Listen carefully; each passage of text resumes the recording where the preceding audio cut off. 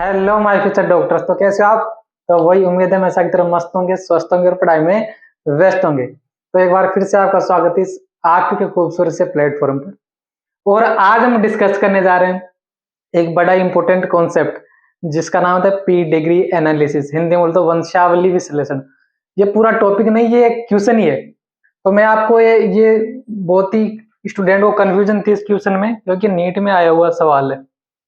ठीक है, तो ये सोल्व करवाऊंगा, लेकिन पूरी जो एक्सप्लेनेशन है पी डिग्री की, जो पूरी एक्सप्लेनेशन है वो नेक्स्ट वीडियो में आपको मिलेगी कि कैसे कैसे इसको हम सभी को डिटरमाइन करते हैं। फिलहाल तो आप इस क्वेश्चन को समझिए।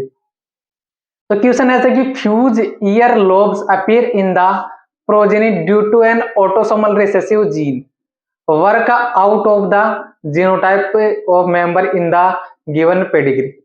नहीं समझ में आया तो सीधी सी बात समझो कि जो ये हमारा ईयर लोब होता है, ये किन्हीं में देखो नीचे से ऐसे जुड़ा होता है और किन्हीं में क्या होता है, लटका रहता है।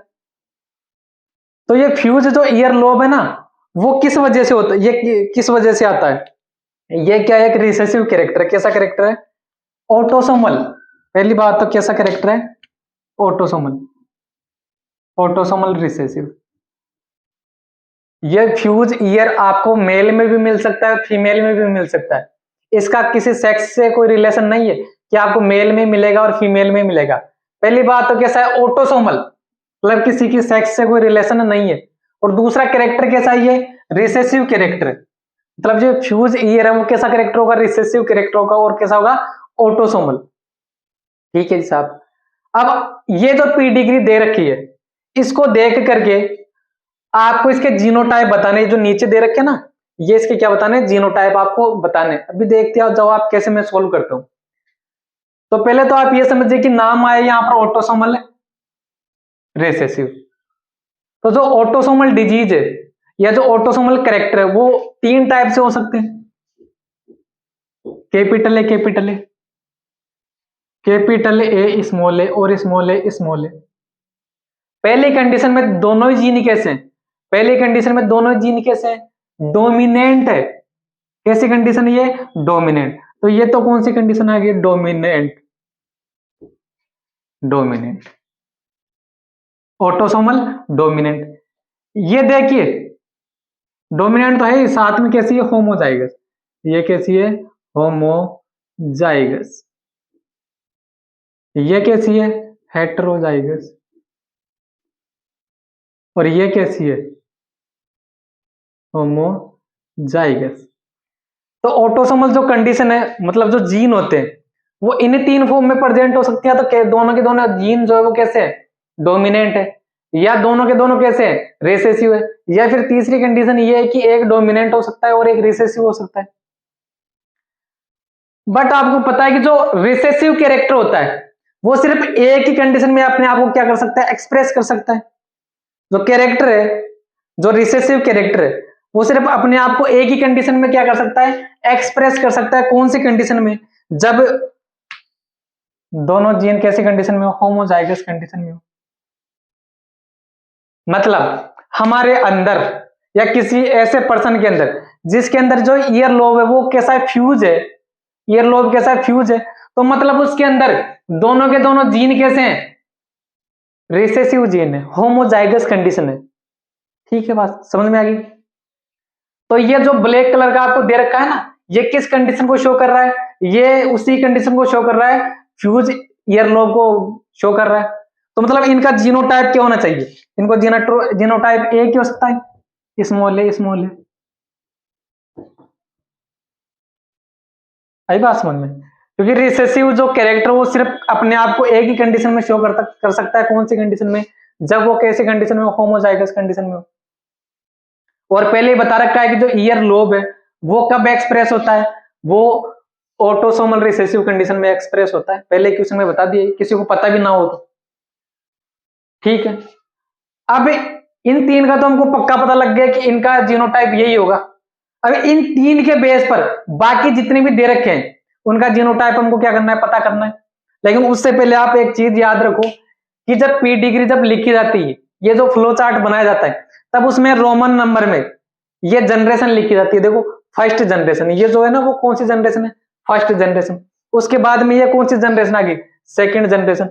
ये कौन सी जनरेशन आ गई, थर्ड जनरेशन। तो फर्स्ट सेकंड थर्ड जनरेशन ऐसे लिखी जाती है।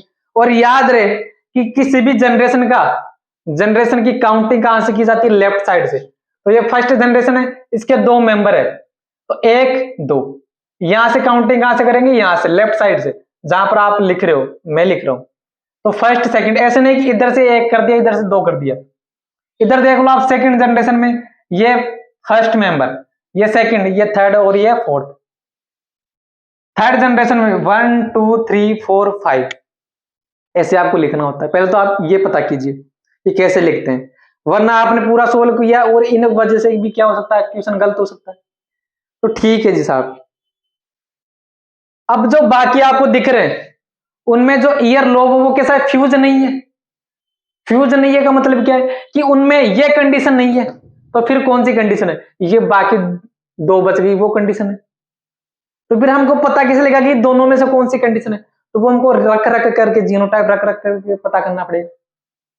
कैसे देखिए आप कि ये जो है ये फर्स्ट जनरेशन थी, इसके चार मेंबर थे, 1 2 3 4, 1 2 3 4।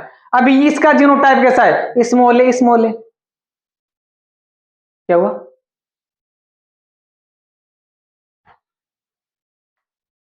दिख नहीं रहा,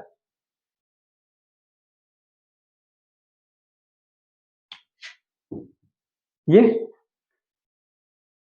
हाँ, तो ये जीनोटाइप ये है, स्मॉल है, स्मॉल है।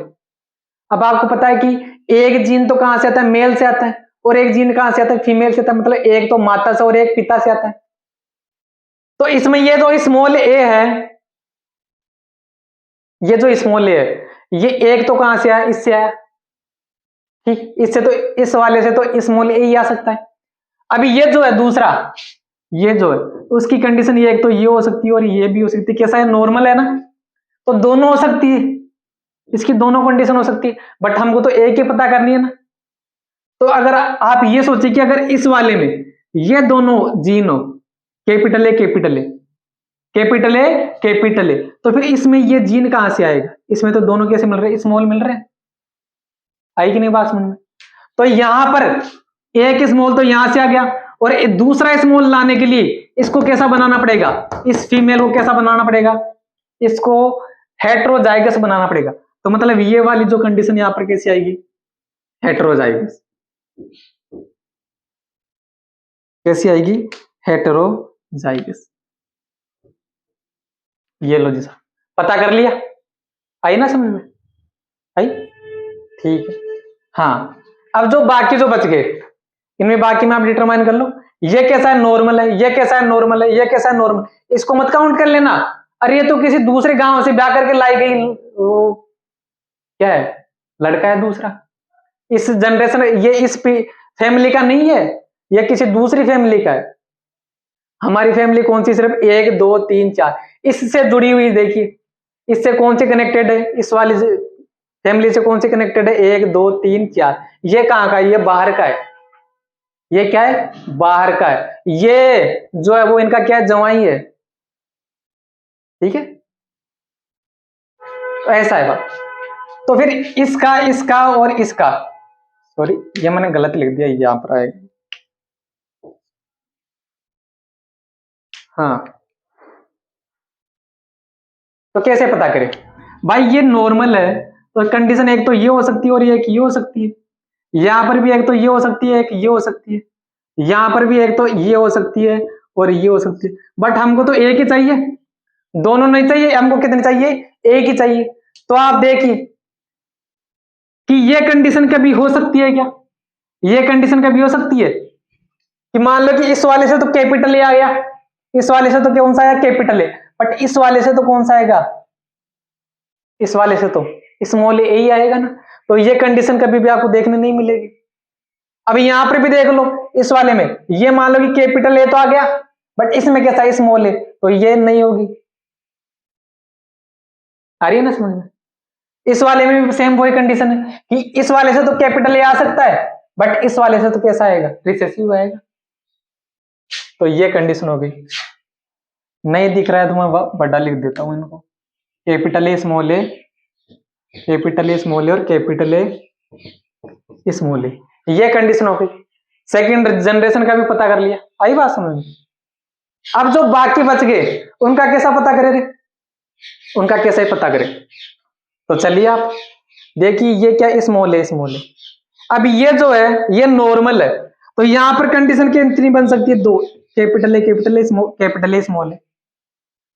बट देखिए आप, उससे पहले इसका पता लगाना पड़ेगा, उससे पहले किसका पता लगाना पड़ेगा? इसका। तो यहां पर ये स्मॉल ए है, तो एक जीन तो कहां से आया? इस वाली फीमेल से आया, और दूसरा जीन ये कहां से आया? ये यहां से आया, ठीक है। अब अगर आपने इसको स्मॉल कर दिया तो ये तो क्या होना चाहिए था? फिर कैरेक्टर एक्सप्रेस होना चाहिए था, तो यहां पर एक्सप्रेस नहीं होता, यहां पर क्या है? एक कैपिटल ए जीन है, ठीक है। तो इसका पता कर लिया, इसका पता था हमको, तो इसके बेस पर, इसके इन दोनों के बेस पर फिर इसका पता लगाएंगे। ये कैसा है? नॉर्मल है, तो नॉर्मल है तो ये देखिए, एक नॉर्मल के लिए क्या चाहिए? वो कैपिटल ए जीन चाहिए।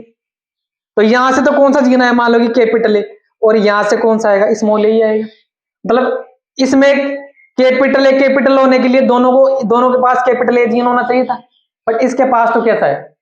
सिर्फ स्मॉल ए ही। तो यहां पर ये तो कहां से आया? इससे आया, और ये वाला कहां से आया? इससे आया। तो ये कंडीशन होगी, कैपिटल ए और स्मॉल, ठीक है। आई बात समझ? अब जो ये बच गया, ये कैसे पता करें कि ये जो है, ये सारे के सारे कैसे नॉर्मल है?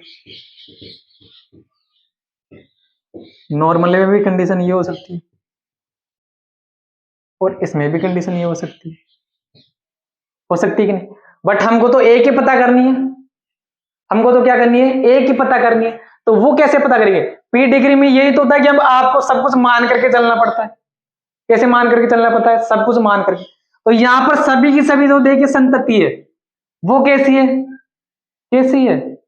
उनमें वो कैरेक्टर एक्सप्रेस नहीं हो रहा, मतलब वो कैरेक्टर एक्सप्रेस नहीं हो रहा है। तो इसका सीधा कारण क्या हुआ कि इसके पास तो देखिए capital A small A gene है, तो ये तो कन्फर्म है कि इसके पास तो ये पहले पता कर लिया था कि इसके पास क्या है? स्मॉल ए जीन होगा। अगर मान लो कि इसके पास भी स्मॉल ए जीन होता, इसके पास भी क्या होता? स्मॉल ए जीन होता, तो वो किसी ना किसी संतति में तो एक्सप्रेस होता ही ना। मान लो कि यहां से स्मॉल ए आ गया और यहां से स्मॉल ए आता, तो वो किसी ना किसी संतति में तो आता ना। तो कंडीशन ये तीसरी ये बन सकती थी, ये तीसरी कंडीशन ये बन सकती थी। ये तीसरी कंडीशन बनने के लिए क्या चाहिए? कि इसके पास कम से कम क्या हो? स्मॉल ए जीन हो। बट किसी भी संतति में ये कंडीशन नहीं देखने मिल रही। मतलब सीधा सा मतलब क्या निकला कि ये कंडीशन है नहीं, ये है। अगर ये कंडीशन है, अगर ये कंडीशन है, फिर संतति में कंडीशन कैसे होगी रे? संतति में कंडीशन देखो आप, यहां पर कैपिटल ए कैपिटल ए एक दोनों हो सकते हैं, कैपिटल ए स्मॉल हो सकता है, दोनों के पास कैपिटल ए। तो ये तीसरी वाली में दोनों कंडीशन हो सकती है इस जनरेशन में। आई बात समझ में? तो ऐसे सभी जीनोटाइप का क्या कर लिया हमने? पता लगा लिया। अब हमको क्वेश्चन में कौन सा पूछा है? हमको क्वेश्चन में पूछा है कि फर्स्ट जनरेशन का सेकंड, सेकंड की थर्ड, और थर्ड की फर्स्ट। तो फर्स्ट जनरेशन का पहला दूसरा कैसा है? स्मॉल ए तो स्मॉल ए कितने में दे रखा है? 3 में दे रखा है। तो ये देखिए थर्ड नंबर का ऑप्शन तो कट गया, देखते काट दो इसको तो। बट 3 में स्मॉल ए आ रहा है। अब सेकंड जनरेशन में कौन सा? तीसरा। सेकंड जनरेशन में कौन सा? तीसरा। तो तीसरा कैसा है? Capital A small A. तो तीसरा देखिए capital A small A capital 3 में आ रहा है, 2 में आ रहा है, एक तो ये देखो और एक ये देखो, आ रहा है कि नहीं आ रहा? अब थर्ड में क्या होना चाहिए? थर्ड के ए में क्या होना चाहिए? Capital A small A capital A small A. तो ये आ रहा है, देखो आई बात समझ में? तो कौन सा ऑप्शन करेक्ट हो जाएगा? फर्स्ट ऑप्शन करेक्ट हो जाएगा, ठीक है। तो पूरा क्वेश्चन आपको समझ में आया होगा। और पता है कि मेरे को ये पी डिग्री वाले क्वेश्चन में काफी कंफ्यूजन रहती है, बनते भी नहीं है क्वेश्चन। तो अगर आपको भी पी डिग्री सीखनी है तो जुड़े रहिए इस चैनल से। अगली आने वाली वीडियो कौन सी होगी? पी डिग्री की पूरी एक्सप्लेनेशन होगी उस पर, और उस पर ढेर सारे क्या करेंगे हम? क्वेश्चन करेंगे, ठीक है, तो मिलेंगे स्टूडेंट अगले लेक्चर में, तब तक के लिए थैंक यू वेरी मच।